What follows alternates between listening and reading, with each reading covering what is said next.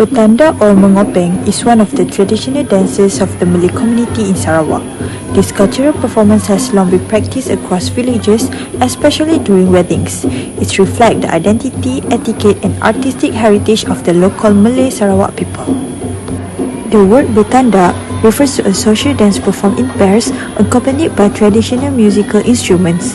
The main instrument is the gendang, supported by the rebana and gong, which is commonly used in Malay Sarawak traditional music.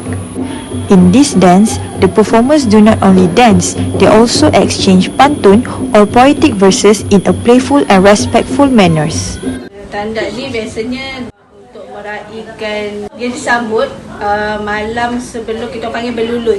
Malam berlulut tu masa untuk raja sehari lah.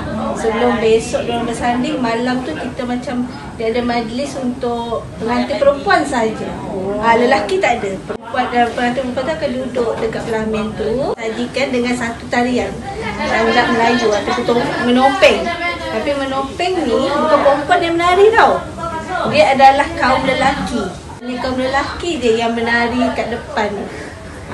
Atas dia dikeliling dengan kain batik, lepas tu lelaki akan masuk dalam tu, mula dengan dua orang, lepas tu seorang keluar, seorang lagi masuk.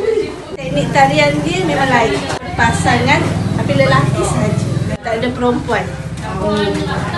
Overall, bertanda is more than just a dance.